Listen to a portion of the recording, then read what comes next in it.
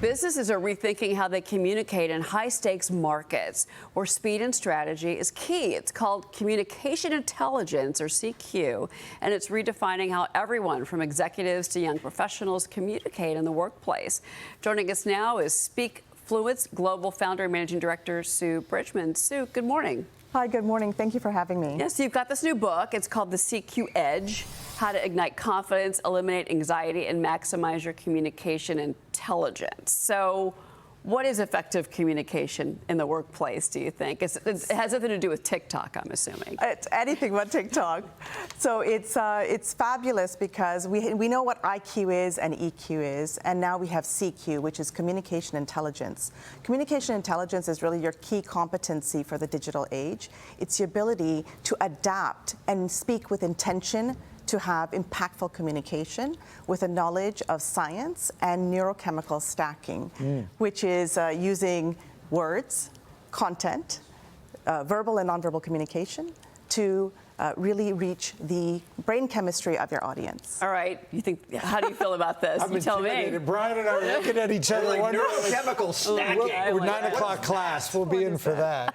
Well, some people know about OCD. I want you to think of OCD in a different way. Oxytocin, cortisol, and dopamine. So we can actually use our words, our vocalization strategies, and our nonverbal communication to maximize our resonance with our audience, whoever that might be, whether it's in a boardroom setting, whether it's organizationally, or whether it's in a personal setting. So why is that so much more important today? Is it because we communicate via, mediums of screens so often that when we have that chance to have interpersonal communication, we can really stand out if we're good at this? Is that sort of why the stakes are so high? Absolutely. And I think that if we look at how businesses are functioning, we really need to make sure that organizations are focusing on this skill set and investing in this skill set because since COVID, there's been a decrease in the ability to have personal communication. And so to know that it's trainable, I think a lot of people have labels which impact how they communicate and the impact that they're able to make. So this actually allows people to know that it is trainable. I love this for training people inside of companies because they're interacting with consumers, with vendors, with suppliers, giving them the ability to be more effective communicators, representing your business the way you think it should be is a big, big bonus. And it's unfortunate, too, that to your point about the pandemic, that you've got this almost lost generation. They went to college online, and they missed all of the other things that you incorporate and learn. It's not just about what you learn in a book. It's also what you learn about how to communicate face-to-face with people. Exactly, and a great point, because if we look at the science on first impressions and how you can literally make or break your first impression, and Marcus, you know this better than anyone, within the first 3 to 7 seconds. So if you can use the knowledge of how you can neurochemically stack words, content, and nonverbal communication to your advantage, you can really make impact within that. Or it can take up to 11 encounters to regain that. Can you train yourself on this? Yeah. Well, I was going to ask you, I just met you today.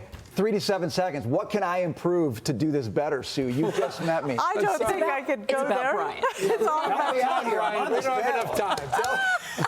It's all about you. Can you train yourself for this? It is completely. I think a lot of people, again, to go back, a lot of people label themselves as I'm not a communicator.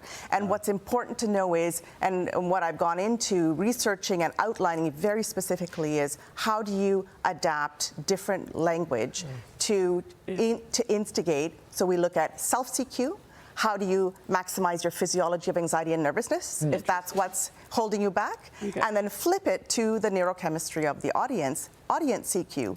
How do you actually adapt in the moment, under pressure, when it counts? I want to challenge this one thing, just if I may. All right, let's go. I think the key to communication, particularly in business, is understanding your audience and learning how to be a chameleon and adapting to who they are. And that may be the core of the book, is understanding how to adapt in the environment. Yeah. And under pressure. Yeah, exactly. No, that's true. Understanding your audience is crucial. Yeah, you're right.